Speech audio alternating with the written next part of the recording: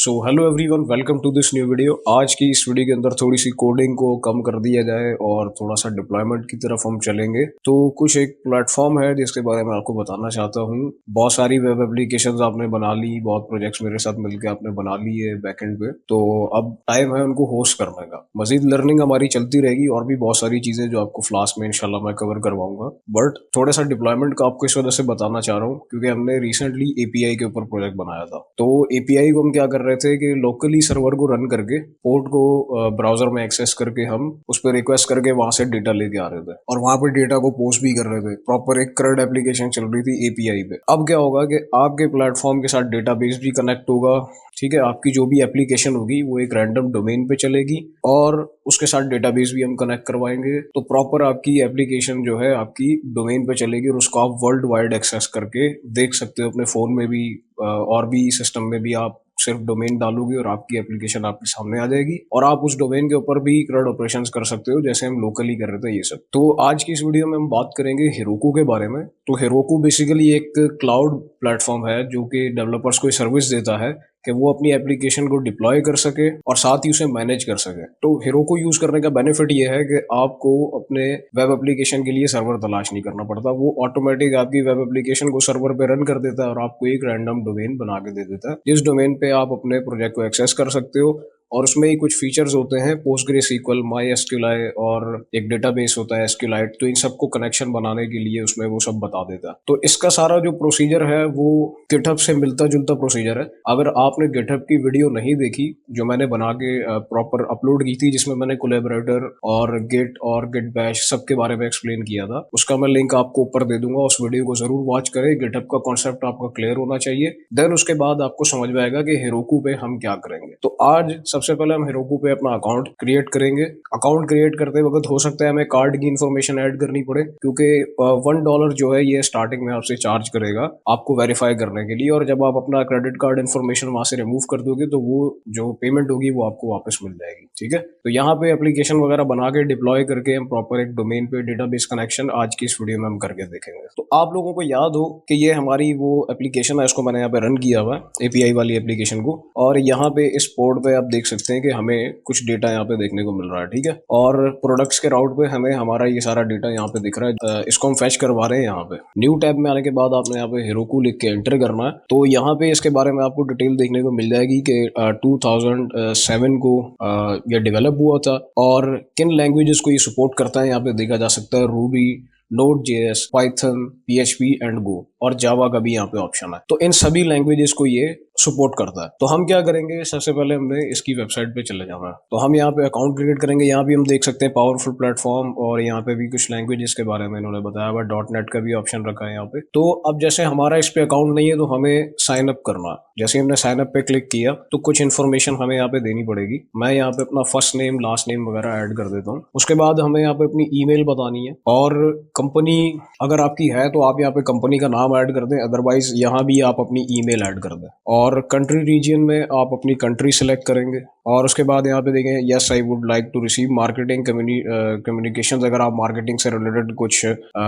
Messages या mails इनकी तरफ से चाहते हैं तो आप इस पे चेक कर दीजिएगा। ठीक है, तो ये इन्फॉर्मेशन डालने के बाद हम यहाँ पे क्रिएट योर अकाउंट पे क्लिक कर देंगे। तो जैसे ही हमने क्रिएट अकाउंट पे क्लिक किया अब ये मुझे ईमेल सेंड करेगा। मुझे अपना जीमेल ओपन करना है न्यू टैब में। तो यहाँ पे मुझे मेल रिसीव हो चुकी है। यहाँ पे जो इन्होंने लिंक भेजा है हमने इसके ऊपर क्लिक करना है ताकि हम वेरीफाई कर सकें कि ये ईमेल हमारी ही है। इसके बाद हमारा अकाउंट एक्टिवेट हो जाएगा। तो जैसे लिंक पे आप क्लिक करते हैं तो यहाँ पे कुछ और इन्फॉर्मेशन आपको देनी पड़ेंगी। जैसे यहाँ पे आपका आ जाएगा कि आप कौन सी लैंग्वेज पे काम कर रहे हैं या किस लैंग्वेज पे आगे इस पे प्रोजेक्ट वगैरह डिप्लॉय करेंगे। तो हमारे केस में पाइथन है तो हम पाइथन सेलेक्ट कर लेंगे। उसके बाद आपने रोल बता देना है कि आपका रोल क्या है।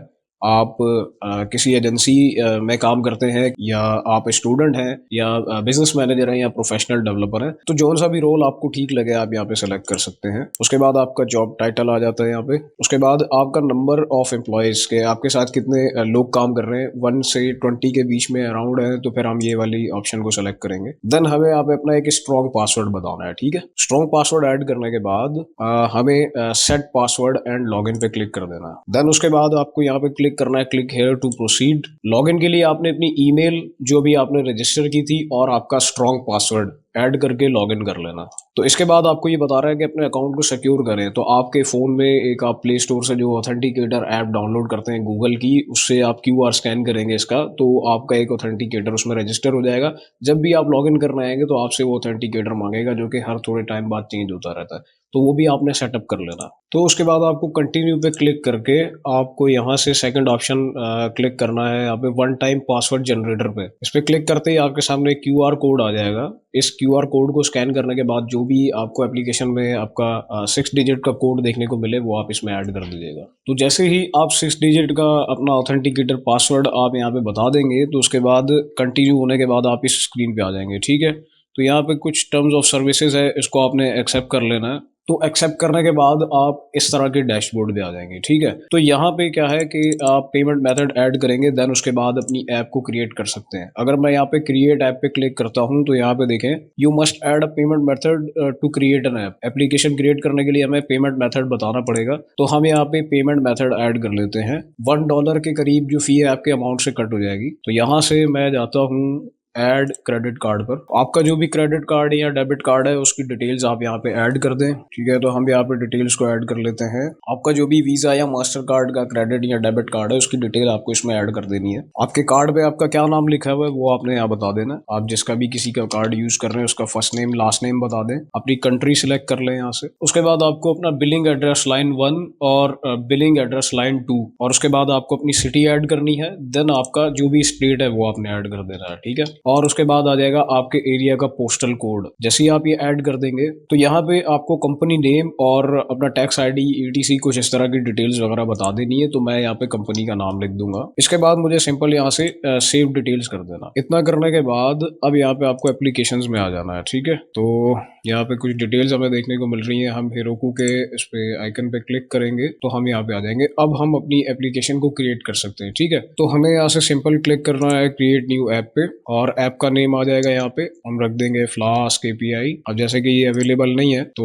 01 या 02 ऐड कर देंगे। तो फ्लास्क एपीआई 01 के नाम से हमने अपनी एप्लीकेशन का नाम रख दिया है। देन यहाँ पे कॉमन रन टाइम पे हमें यहाँ पे यूएस सेलेक्ट करके रखना है। देन उसके बाद अगर आप पाइपलाइन ऐड करना चाहते हैं अपनी ऐप में तो वो ऐड कर दें, अदरवाइज हमें इस केस में जरूरत नहीं है। तो हम सिंपल क्रिएट ऐप पे क्लिक कर देंगे। तो जैसे ही आप क्रिएट ऐप पे क्लिक करते हैं उसके बाद आपके सामने डिप्लॉय का ऑप्शन आ जाता है। तो यहाँ पे 3 ऑप्शन हमें देखने को मिल रहे हैं। यूज हेरोकू CLI, एक है कनेक्ट टू गिटहब और एक है यूज हेरोकू CLI। तो इसमें गिटहब के ऑप्शन में क्या होगा कि आप गिटहब की रिपोजिटरी बना के अपने प्रोजेक्ट को वहाँ पे ऐड करें। देन वहां से आपकी रिपोजिटरी के साथ ये कनेक्ट कर देगा। कनेक्ट करने के बाद यहाँ से उसका एक्सेस हो जाएगा। तो हम हेरोकू CLI अगर इस तरीके से करना चाहें तो हमें क्या करना है, यहाँ पे download and install the Heroku CLI। जैसे आप इस पे क्लिक करते हैं तो न्यू टैब में आपको यहाँ पे ये पेज ओपन हो जाएगा। उसके बाद आपको थोड़ा सा स्क्रॉल डाउन करना है और यहाँ पे आप देखें 64 बिट इंस्टॉलर या 32 जो भी आपको सूटेबल होगा उसको आपने इंस्टॉल कर लेना है। तो इसकी इंस्टॉलेशन करने के बाद आपके पास एक .exe फाइल आ जाएगी जिसको आप ओपन करेंगे तो रन एज एडमिनिस्ट्रेटर करके आपको यस पे क्लिक करना है। देन आप यहाँ पे आ जाएंगे, आपको नेक्स्ट कर देना है और पाथ सेलेक्ट करके सिंपल इसको इंस्टॉल कर लेना है। अब आपने क्या करना है, यहाँ पे कुछ कमांड्स हमें देखने को मिल रही हैं कि इन्होंने कहा है कि पहले आप अपने आप को लॉग इन कर ले आपके VS कोड में जाके। तो VS कोड में आने के बाद हमें Ctrl+C प्रेस करके सर्वर को स्टॉप करना है और जो हमने एनवायरनमेंट एक्टिवेट किया है इसे हम डीएक्टिवेट कर देंगे और यहाँ पे हेरोकू लॉगिन की जो एक कमांड है उसको हम रन कर देंगे। उसके बाद आपको दोबारा से एंटर प्रेस करना है। अब ये आपके ब्राउजर में ओपन होने के बाद आपको वहां से लॉगिन करवा देगा। कुछ इस तरह से ब्राउजर पे ओपन हो जाएगा, आपने सिंपल लॉगिन पे क्लिक कर देना। तो यहाँ पे आके अगर हम देखते हैं तो हमारी ईमेल से हमें इसने यहाँ पे लॉग इन कर दिया। इसके बाद हमें क्या करना है, अपने प्रोजेक्ट का थोड़ा सा हमें स्ट्रक्चर चेंज करना होगा। फर्स्ट ऑफ ऑल हमारी main.py में आना है, सबसे लास्ट में चले जाएंगे हम यहाँ से। जो हमारा ये इफ का कोड है जो हम अपनी एप्लीकेशन को रन करने के लिए हमने कोड बनाया हुआ था, इसको यहाँ से क्रॉस कर देना है और यहाँ पे एक न्यू फाइल बनानी है wsgi.py। तो ये web server gateway interface file होती है। इसके अंदर आपको इस तरह से अपना ये इफ नेम वाली लॉजिक ऐड कर देनी है, बट यहाँ पे ऐप का एरर देगा आपको। तो आपको क्या करना है, फ्रॉम मेन से इंपोर्ट कर लेना है आपकी ऐप को, ठीक है, और साथ ही आपको डीबी को भी इंपोर्ट कर लेना कुछ इस तरह से। तो जैसे ही आप ये कर लेते हैं उसके बाद आपको एक प्रॉक फाइल बनानी होती है। न्यू फाइल क्रिएट करें, यहाँ पे लिखें PROCFILE। तो ये एक हेरोकू की फाइल होती है जो कि हमारी एप्लीकेशन के डिप्लॉय होने के बाद हेरोकू को बताती है कि हमारी इस एप्लीकेशन को रन कैसे कर। तो यहाँ पे आपको सिंपल लिखना है वेब कॉलन और उसके बाद आप यूज करेंगे जी यूनिकॉर्न का। तो जी यूनिकॉर्न भी एक तरह से वेब सर्वर गेटवे इंटरफेस है हमारा, जो कि हमारी वेब एप्लीकेशन को रन करता है। आपने requirements.txt में आने के बाद जो psych.pg2 है इसके बाद माइनस बाइनरी लगा देना और यहाँ पे न्यू लाइन में आपको जी यूनिकॉर्न को भी ऐड कर देना। एक मरतबा हम यहाँ पे हमारी जो रिक्वायरमेंट है उसको इंस्टॉल कर लेते हैं। तो जैसे ही आपकी रिक्वायरमेंट्स यहाँ पे इंस्टॉल हो जाती है उसके बाद आपको प्रॉक फाइल में जी यूनिकॉर्न स्पेस देने के बाद आपको आपकी फाइल का नेम बताना है। जो हमने अभी फाइल बनाई थी WSGI, जिसका काम क्या है कि हमारी एप्लीकेशन को रन करना, ठीक है। तो हम इसमें बता देंगे WSGI कॉलन, उसके बाद हम यहाँ पे ऐप लिख देंगे, ठीक है। इतना कर देना है आपने। और फिर उसके बाद आपको यहाँ पे एक .gitignore की फाइल भी बनानी है। तो .gitignore की फाइल क्या करेगी कि जैसे हमारा एनवायरनमेंट है, जब कभी रिपोजिटरी हम बनाते हैं अपने प्रोजेक्ट की, तो इसमें एनवायरनमेंट और पाई कैशे जैसी फाइल्स होती हैं जिनकी हमें जरूरत नहीं होती उनको अपलोड करने की। तो gitignore में अगर हम वो सब चीजें ऐड कर देते हैं तो वो सब इग्नोर हो जाएगा। तो हम यहाँ पे ChatGPT के पास जाते हैं और हम ChatGPT को बोलेंगे gitignore file code for Python flask, enter कर देंगे। तो यहाँ पे इसने कुछ कंटेंट हमें लिख के दे दिया है। ये आपने सिंपल इस सारे को कॉपी करना है। कॉपी करने के बाद आपने यहाँ पे पेस्ट कर देना है कुछ इस तरह से। जैसे ही आपके ये दोनों काम हो जाते हैं, लॉगिन वाली स्क्रीन को यहाँ से हटा देना है आपने और CLI वाले को भी क्लोज कर देंगे। तो यहाँ पे हम आ जाएंगे। अब यहाँ पे क्या लिखा है कि हमें कमांड रन करनी है git init cd change drive करके आपको अपने प्रोजेक्ट में जाना है। तो हम ऑलरेडी हमारे प्रोजेक्ट के अंदर है, देखा जाए अगर यहाँ पे फ्लास्क API के अंदर है, तो हमें यहाँ पे git init ऐड करना है। तो इसके बाद क्या होगा कि हमारी एम्प्टी रिपोजिटरी जो है वो इनिट हो जाएगी और यहाँ पे ये अनडिफाइंड लिखा आ जाएगा। उसके बाद ये हमारी ऐप का नाम है जो अभी हमने सेट किया था, ये इस हमारी ऐप के साथ रिमोटली हमारे लोकल प्रोजेक्ट का कनेक्शन बना देगा, ठीक है। इसको कॉपी करके आपको यहाँ पे पेस्ट कर देना और एंटर प्रेस कर देना। तो एक रिमोट कनेक्शन हमारा बन चुका है हमारे गिट के साथ। इसके बाद हमें सारी फाइल्स को ऐड करना है। तो ये डॉट हम जो है ऑल के लिए यूज करते हैं यहाँ पे। जैसे हमारी ये सब फाइल्स हैं तो हम इनको ऐड करना चाहते हैं, हम देखेंगे गिट ऐड एंड डॉट, ये सारी फाइल्स ऐड हो जाएंगी। जिसके बाद अनडिफाइंड की जगह यहाँ पे ए लिखा आ जाएगा। तो अभी तक हमने कमिट नहीं किया तो एक कमिट कर देंगे यहाँ पे, git commit -am make it better, enter कर दिया। तो अभी हमने इन सब फाइल्स के साथ कमिट कर दिया। उसके बाद हमें सिंपल क्या करना है, अपने प्रोजेक्ट को पुश कर देना है हेरोकू की मेन ब्रांच के ऊपर। तो अगर मैं यहाँ पे गेट ब्रांच लिखता हूँ तो यहाँ पे अभी हमारी एक मास्टर ब्रांच आ रही है, तो हम एक न्यू ब्रांच क्रिएट करेंगे यहाँ पे, गेट ब्रांच, देन हमारी ब्रांच का नेम। तो हमारी ब्रांच क्रिएट हो चुकी है, बट अगर अभी हम यहाँ पे गेट ब्रांच लिखते हैं तो हमारी सिलेक्टेड अभी भी मास्टर है, ठीक है। बट यहाँ मेन क्रिएट हो चुकी है। अब मेन ब्रांच में स्विच करने के लिए हमें क्या लिखना है, यहाँ पे गेट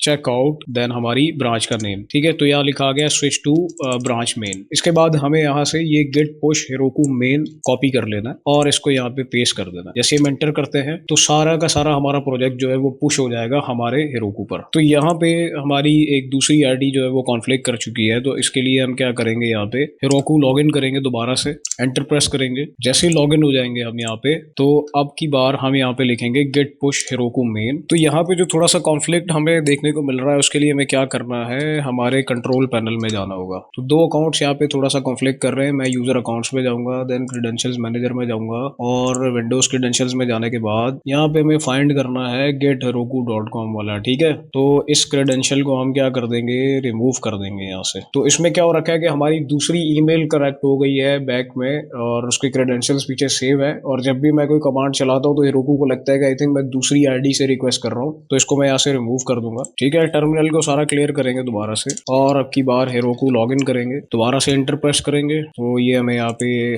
कुछ इस तरह से ऑथेंटिकेट कर लेगा, ठीक है। ये फालतू के टैब्स क्लोज कर देंगे यहाँ से। तो हम यहाँ पे लॉगिन हो चुके हैं। अब हमें दोबारा से git push Heroku main command चलानी है। तो अब की बार हमारा यहाँ पे क्रेडेंशियल मैनेजर ओपन हो चुका है, ठीक है। हमें जाना है अपने हेरोकू के अकाउंट पे। सो जैसे ही हम यहाँ से जाते हैं, इन टैब्स को भी क्लोज कर दें यहाँ से। अब इसमें हमें अपना यूजर नेम, हमारा जो हेरोकू का यूजर नेम था, हमारी ईमेल थी, तो हमने यहाँ पे अपनी ईमेल ऐड कर देनी है। तो हम यहाँ से जाएंगे अकाउंट सेटिंग्स पे। तो अकाउंट सेटिंग्स पे हमें यहाँ पे हमारी एक एपीआई की देखने को मिलती है, ठीक है। तो आपने क्या करना है, इस एपीआई की को कॉपी कर लेना है और पासवर्ड की जगह पे यूज करना है। जैसे आप कंटिन्यू करेंगे तो यहाँ पे क्या हुआ कि उसने में ऑथेंटिकेट कर लिया और हमारे सारे लोकल प्रोजेक्ट को डिप्लॉय कर दिया हमारे यूआरएल पे, ठीक है। अब ये सारी रिपोर्ट हम देख सकते हैं कहाँ पे, अगर मैं यहाँ से बैक आ जाता हूँ और उसके बाद हमें यहाँ से ओवरव्यू पे जाना है। ओवरव्यू पे यहाँ से पता चलता रहेगा, जैसे अभी ये डिप्लॉय की जा रही है, ठीक है, बिल्ड इन प्रोग्रेस है और ये डिप्लॉय हो चुकी है जस्ट नाउ पे और बिल्ड सक्सीड आ रहा है, ठीक है। जैसे ही मैं यहाँ से ओपन ऐप पे क्लिक करूंगा तो मेरी एप्लीकेशन को यहाँ पे एक राउट मिल चुका है और मेरी एप्लीकेशन यहाँ पे लाइव हो चुकी है। बट यहाँ पे हमारा जावास्क्रिप्ट वाला एरर आ रहा है, जो मैंने आप लोगों को कहा था ना कि आप इसको ऐड कर दे, और अगर बैकएंड से रिलेटेड कोई एरर होगा तो वो यहाँ पता चल जाएगा। तो यहाँ लिखा रहा है error फैचिंग data, please try again later. इसका क्या मतलब है? इसका मतलब ये है कि हमारे डेटाबेस के साथ कनेक्शन ही नहीं बना हुआ हमारी ऐप का कनेक्शन जब डेटाबेस के साथ बनेगा तो उसमें प्रोडक्ट्स जाएंगी और फिर वहां से हमारी प्रोडक्ट्स रिटर्न होके आएंगी ना। तो डेटाबेस का कनेक्शन बनाने के लिए आपने क्या करना है, ये बाकी सारे टैब्स को मैं यहाँ से क्लोज कर देता हूँ। तो डेटाबेस का कनेक्शन बनाने के लिए तो हमें यहाँ से रिसोर्सेज पे आना है, ठीक है। तो जैसे रिसोर्सेज पे आ जाएंगे तो हमें यहाँ पे पोस्टग्रेस से रिलेटेड सर्च करना है, कुछ हेरोकू पोस्टग्रेस। तो इसको हम जैसे क्लिक करते हैं तो ये सर्विस हमें एक तरह से रिसोर्स हमारे पास ऐड हो जाएगी। यहाँ पे बहुत सारे ऑप्शन हैं, जैसे आप देख सकते हैं। अगर आप ज़्यादा टाइम के लिए यूज़ करते हैं तो आपको आवर्स के हिसाब से ये कुछ पेमेंट इसको करनी पड़ती है। तो अभी फिलहाल के लिए हम एसेंशियल 0 सेलेक्ट करके सबमिट ऑर्डर फॉर्म कर देंगे, ठीक है, हमारी इस एप्लीकेशन के लिए। सो जैसे ही ये काम हो जाएगा तो यहाँ पे कुछ लोडिंग आने के बाद हमें बता रहा है ये रिसोर्सेज हमारी एप्लीकेशन के साथ कनेक्टेड है। जैसे आप देख रहे होंगे यहाँ पे जी यूनिकॉर्न है, तो वो हमारी एप्लीकेशन को रन कर रहा है, ठीक है। हेरोकू पोस्टग्रेस हम अभी यूज करेंगे तो वो सारा डेटा एक तरह से इसका खुद का डेटाबेस कनेक्ट हो जाएगा, ठीक है, हमारी एप्लीकेशन के साथ। और जो भी हम डेटा एपीआई पे पोस्ट करेंगे वो इनके डेटाबेस का जाके मैनेज होता रहेगा उसके अंदर और हमें रिटर्न होके आता रहेगा। तो ओवरव्यू में आने के बाद यहाँ पे कुछ लोडिंग हमें देखने को मिल रही है। तो डेटाबेस यहाँ पे बन चुका है। जैसे मैं एसेंशियल पर क्लिक करता हूँ, यहाँ पे डेटाबेस के नाम पे हमने जैसे क्लिक किया तो हम यहाँ से न्यू टैब में आ जाएंगे। तो जैसे ही आपका ये पेज रीलोड हो जाता है उसके बाद आप देख सकते हैं हेल्थ अवेलेबल बता रहा है, यूटिलाइजेशन में कुछ लोडिंग वगैरह चल रही है। तो ड्यूरेबिलिटी और सेटिंग्स यहाँ पे हमें देखने को मिल रही है। तो यहाँ पे एडमिनिस्ट्रेशन में डेटाबेस क्रेडेंशियल्स के नाम से एक ऑप्शन आपको देखने को मिल जाएगा। इस पे आप जैसे ही व्यू क्रेडेंशियल्स पे क्लिक करते हैं तो बहुत सारे क्रेडेंशियल्स आपके डेटाबेस के यहाँ पे आपको देखने को मिल जाते हैं। और यहाँ पे सबसे ज्यादा इंपॉर्टेंट है आपका यूआरआई, ठीक है। तो ये आपका यूआरआई है, इसको आपने कॉपी करना है। आप अपनी एप्लीकेशन के जो एरर्स हैं उनको यहाँ से देख सकते हैं। मोर पे जाके अगर आप व्यू लॉग पे क्लिक करते हैं तो लॉग्स के अंदर आपकी जो एप्लीकेशन रन हो रही है उसमें क्या एरर देखने को मिल रहा है वो सब पता चल जाता है, ठीक है। तो हम यहाँ पे एक बार रिलोड करते हैं दोबारा से। अभी के लिए एरर फैच नहीं, डेटा फैच नहीं हो रहा है। तो यहाँ पे आप देखेंगे ये एरर हमें यहाँ पे देखने को मिल रहा है कुछ इस तरह से। और इसमें ये क्या एरर आ रहा है, ये कुछ कनेक्शन का एरर दे रहा है कि सर्वर के साथ कनेक्शन सेट नहीं हो रहा, ठीक है। जो बात मैंने अभी आपको बताई कि आपका डेटाबेस कनेक्ट नहीं हो पा रहा उसके साथ। तो अभी जो आपने ये यूआरआई कॉपी करा है इसको आपने कॉपी करने के बाद कहाँ पे ऐड करना है, अपनी main.py फाइल में आए। और आपको याद हो कि जब हम एक कुछ इस तरह से अपना डेटाबेस का यूआरआई ऐड करते थे जिसमें हम अपने डेटाबेस का पासवर्ड और फिर उसका डेटाबेस का नाम और लोकल होस्ट करते थे, इस सारे को आपको हटा देना है और इसमें आपको रिप्लेस कर देना है वो यूआरआई जो आपको हेरोकू ने दिया है, ठीक है। तो जैसे ही आप ये ऐड कर देंगे तो यहाँ पे आपकी फाइल पे लिखा आ जाएगा कि आपकी फाइल मॉडिफाइड हो चुकी है बट ऐड नहीं है। तो उसके लिए आपको क्या करना है, गेट ऐड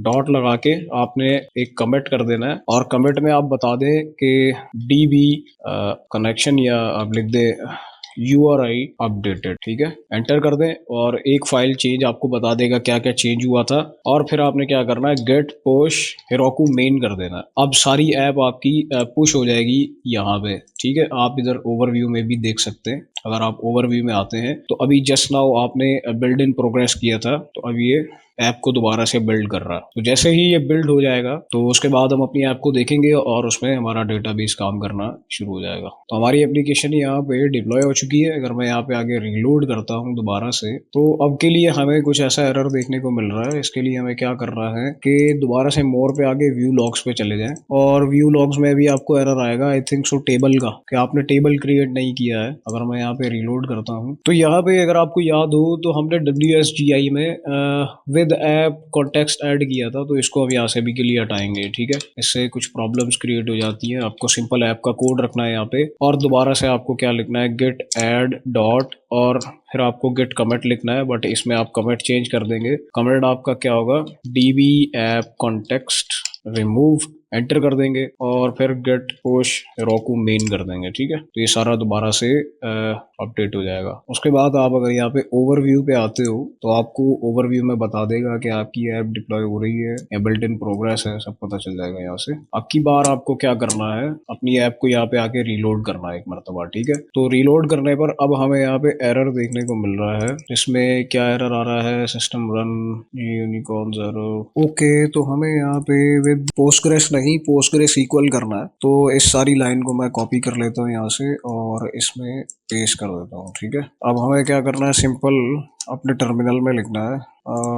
एक टर्मिनल दोबारा से हम यहाँ पे क्रिएट कर लेते हैं इस लाइन को अपडेट करने के बाद, और अब हमें लिखना है git add all git commit -m URI changed Postgres, ठीक है। और फिर हमें करना है गेट पुश हेरोकू मेन। जैसे हम ये कर देते हैं, डिप्लॉयमेंट का ओवरव्यू चेक करना होगा कि यहाँ पे क्या होता है। एम्प्टी कॉफी मग्स, ठीक है, बिल्ड इन प्रोग्रेस है, हमने इसको यहाँ से रीलोड करना है। तो हम यहाँ पे इसके लॉग्स भी देख पा रहे हैं कि कुछ इस तरह से बिल्ड सक्सीड हो गया। तो अपनी एप्लीकेशन को रीलोड करने के बाद यहाँ पे हमें ये एरर देखने को मिल रहा है, ठीक है। तो अब की बार क्या एरर है कि product ID as product ID product name, ठीक है। तो अब हमें ये फ्रॉम प्रोडक्ट बता रहा है कि कोई प्रोडक्ट नाम का टेबल एग्जिस्ट नहीं करता डेटाबेस में, तो मैं किस तरह से इसको पिक करूं, तो मैं वहां से डेटा को कैसे लेके आऊं। तो इसके लिए हमें यहाँ पे लिखना है रन बैश। जैसे ये हो जाता है तो इसमें हमें पाइथन सेलेक्ट करके मैनुअली डेटा को क्रिएट कर लेंगे, ठीक है, टेबल को। तो मैंने यहाँ पे लिखा पाइथन, उसके बाद हमें यहाँ पे लिखना है फ्रॉम ऐप इंपोर्ट db। तो यहाँ पे हमें एरर देखने को मिल रहा है, और अगर मैं फ्रॉम मेन इंपोर्ट db करता हूँ तो ये यहाँ से इंपोर्ट हो जाता है, ठीक है। मेन से हमने db को इंपोर्ट कर लिया। अब हमने करना है db dot create underscore all and round braces. अभी हमें यहाँ पे एरर देखने को मिल रहा है, ठीक है, ऐप कॉन्टेक्स्ट का एरर देखने को मिल रहा है। हम क्या करेंगे, फ्रॉम मेन इंपोर्ट db करेंगे और फिर लिखेंगे with app dot app underscore context round braces and colon enter then tab. इसके बाद हमें यहाँ लिखना है db dot create underscore all round braces enter then enter. तो ये ऐप का एरर हमें इसलिए आ रहा है क्योंकि हमने यहाँ पे इंपोर्ट करना है db के साथ ऐप को, ठीक है। और फिर इसके बाद हमें यहाँ लिखना है with app dot app context, जिसमें हम लिखेंगे db dot create all enter, ठीक है। अब क्या हुआ, कुछ आउटपुट नहीं आया, जिसकी वजह से हमारा जो डेटाबेस है, डेटाबेस के अंदर टेबल है प्रोडक्ट के नाम से, होपफुली वो क्रिएट हो चुका होगा, ठीक है। तो अब हमें क्या करना है, कुछ मॉडिफाइड यहाँ पे नहीं आ रहा, तो हम यहाँ से अपनी ऐप को रन करते हैं, ठीक है। तो अब यहाँ पे हमें शो कर रहा है नो प्रोडक्ट्स अवेलेबल, क्योंकि अभी हमारी कोई प्रोडक्ट यहाँ पे अवेलेबल नहीं है। बिल्कुल न्यू और फ्रेश डेटाबेस का करेक्शन हमने इसके साथ किया, ठीक है। तो हमने क्या करना है, स्लैश प्रोडक्ट्स के राउट पे आना है। तो यहाँ पे हमें देखिए खाली लिस्ट देखने को मिल रही है, इसको कॉपी कर लेना है यहाँ से, ठीक है। काफी एरर्स हमने देखे बट इसको आखिरकार हमने सॉल्व कर लिया। हम आएंगे पोस्टमैन में, ठीक, और पोस्टमैन में आने के बाद हमें यहाँ पे एक रिक्वेस्ट क्रिएट करनी है, इसी में हम इसको पेस्ट कर देंगे, ठीक है। और यहाँ से हम चले जाएंगे बॉडी में, then raw and JSON. Monitor 60,000 हमने सेंड कर दिया, और यहाँ पे 201 क्रिएटेड करके हमें रिटर्न हो गया है, ठीक है। अब ये जो राउट है ये हमारी ऐप का राउट है, यानी कि जो हमें हेरोकू ने बना के दिया। मैं इसको रीलोड करता हूं तो यहाँ पे देखें कि हमें डेटा देखने को मिल जाता है, ठीक है। और अगर मैं यहाँ से प्रोडक्ट्स हटा के नॉर्मल डोमेन पे जाता हूँ तो हमारा यहाँ पे डेटा शो हो जाता है हमें। इसी तरह मैं यहाँ पे और भी डेटा को ऐड कर देता हूँ, ठीक है। तो यहाँ पे हमने लैपटॉप का डेटा भी सेंड कर दिया और ये भी यहाँ पे क्रिएट हो गया। तो रिसेंट वीडियो के अंदर जो हम एपीआई के अंदर करंट ऑपरेशंस कर रहे थे, वो सारे ऑपरेशंस अब हम हमारी इस डोमेन के साथ कर सकते हैं। और इस डोमेन को कहीं पे भी शेयर करने पर क्या होगा कि हमारा जो एक तरह से वेब एप्लीकेशन है वो कहीं पर भी एक्सेस की जा सकती है, ठीक है। ये फोन साइजेस के लिए भी रिस्पॉन्सिव है और आप इसको अपने फोन में ओपन करके देख सकते हैं। पोस्टमैन से आप इस पे एपीआई टेस्टिंग कर सकते हैं, क्रड में अपडेट कर सकते हैं, डिलीट कर सकते हैं और पोस्ट करके न्यू डेटा को ऐड भी कर सकते हैं। तो जितना डेटा आपका यहाँ होता जाएगा उसको आप सेव करते जाएंगे। इसके डेटाबेस का जो कनेक्शन है वो हमने सेट किया है हमारे पोस्टग्रेसक्यूएल के साथ, ठीक है, जो कि हमें प्रोवाइडेड था किसकी तरफ तरफ से, हेरोकू की तरफ से। तो अभी अगर मैं इनके थोड़ी सी पेमेंट वगैरह की बात कर लूँ तो ये हमारी एप्लीकेशन है जो कि 10:33 AM पे यहाँ पे आप देख सकते हैं कि डिप्लॉय हो चुकी है और प्रॉपर रन हो रही है, वर्क कर रही है। और यहाँ पे कुछ रेट्स लिमिट्स मुझे देखने को मिल जाते हैं इस डेटाबेस के, जो कि मंथली अराउंड $5 तक बन सकता है अगर मैं इसको यूज करते रहता हूँ तो, ठीक है। और ये $7 बन सकता है जो मेरी ऐप को रन करके रखा हुआ है जिस सर्वर ने, ठीक है। तो इनकी पेमेंट मुझे इनको देना पड़ सकती है मजीद। और यहाँ पे जो एरर्स वगैरह या जो भी क्रिटिकल एरर्स होंगे वो सब आपको रिपोर्ट करता रहेगा। आप यहाँ से मैट्रिक्स में जाके मजीद अपनी ऐप की डिटेल्स देख सकते हैं। और यहाँ पे आप देख सकते हैं कि कितने कोलैबोरेटर्स हैं। अभी फिलहाल के लिए हम खुद ही ओनर ही यहाँ पे काम कर रहा था, तो और ओनर की तरफ से जितनी भी चेंजेस थी वो सब यहाँ पे टाइम के साथ अपडेट हो रही है कि इस यूजर ने, इस ओनर ने ये चेंजेस किए थे अपनी ऐप के अंदर। अब अगर मैं अपनी ऐप के अंदर आता हूँ यहाँ पे लोकल में, टर्मिनल को मुझे कैंसिल कर देना, तो ये डेटाबेस का कनेक्शन यहाँ पे बन चुका है हमारा प्रॉपर। और जैसे ही मैं किसी फाइल के अंदर किसी किस्म का कोई चेंज करता हूँ तो क्या होगा कि वो मॉडिफाइड हो जाएगी, ठीक है। जैसे यहाँ पे अभी हम देख रहे हैं कि हमने LI ऐड किया तो ये मॉडिफाई हो चुकी है। और इसके बाद ये जो डेटा मैं यहाँ काम करता रहूंगा वो हमारी हेरोकू की एप्लीकेशन पे अपडेट नहीं होगा। उसकी वजह, जब हम यहाँ पे कोई भी काम कर लेते हैं उसके बाद हमें टर्मिनल ओपन करना है, तो मैं चाहता हूँ कि मैंने जो भी चेंजेस किए हैं वो चेंजेस अपडेट होने चाहिए मेरी एप्लीकेशन में, जो कि कुछ इस तरह से पब्लिश है हमारे एक रैंडम डोमेन के ऊपर, ठीक है, हेरोकू app.com के ऊपर जो कि पब्लिश है। तो मैं क्या करूँगा, यहाँ से चेंजेस के बाद git add डॉट कर दूंगा और ये सारी फाइल्स ऐड हो जाएंगी। उसके बाद मुझे यहाँ पे git commit -m और फिर जो भी चेंजेस मैंने किए होंगे वो कमिट के अंदर मैं बता दूंगा। देन उसके बाद मुझे करना होगा git push heroku main। जैसे मैं ये करूंगा तो मेरी सारी ऐप यहाँ से लोकल से डिप्लॉय हो जाएगी सारी न्यू अपडेट के साथ हमारे रैंडम डोमेन के ऊपर। जिसके बाद क्या होगा कि हमारी एप्लीकेशन के अंदर वो सारा डेटा अपडेट हो जाएगा जो भी चेंजेस हमने यहाँ से लोकल में किए होंगे। तो आगे चल के मजीद हम और भी इस तरह के कुछ प्लेटफॉर्म्स है जिनको एक्सप्लोर करेंगे। आज हमने हेरोकू को एक्सप्लोर किया है, इसी के साथ आगे चल के डिजिटल ओशन है, रेंडर है, इन सब की सर्विसेज को यूज करके देखेंगे किन की सर्विस बहुत ज्यादा बेनिफिट दे रही है हमें, हम कौन सी सर्विस हमें यूज करनी चाहिए। मैं आपको रिकमेंड तो नहीं करता क्योंकि इसमें कुछ पेड आपको ऑप्शंस मिल जाते हैं। जैसे अभी मैंने आपको यहाँ बताया है कि हेरोकू पोस्टग्रेस जो है उसकी $5 पर मंथ बन रहा है, ठीक है, और ये 7 बन रहा है, तो टोटल कॉस्ट आपका $12 के करीब मंथली बन जाता है। और आप उसको अगर ईयरली करते हैं तो पाकिस्तानी रुपीज में ये 47 to 48,000 अराउंड कुछ इस तरह से आपका बिल बन जाता है। अगर तो आप स्टूडेंट हैं और आपकी इतनी अर्निंग नहीं है तो आपके लिए ये ऑप्शन बिल्कुल भी बेटर नहीं है। और नेक्स्ट वीडियोस के अंदर हम मजीद प्लेटफॉर्म्स को एक्सप्लोर करेंगे कि क्लाउड प्लेटफॉर्म्स कौन से बेटर हैं, जिनके ऊपर हमारी एप्लीकेशन को डेटाबेस के साथ डिप्लॉय करना चाहिए। तो एक बहुत अच्छा ये एक फीचर है कि आपकी डायनामिक वेब एप्लीकेशन अपलोड हो जाती है एक डोमेन के ऊपर और आप उसको वर्ल्ड वाइड में कहीं भी बैठ के एक्सेस कर सकते हैं। तो आज की वीडियो में सिर्फ इतना ही, मिलते हैं नेक्स्ट वीडियो में, तब तक के लिए बाय बाय।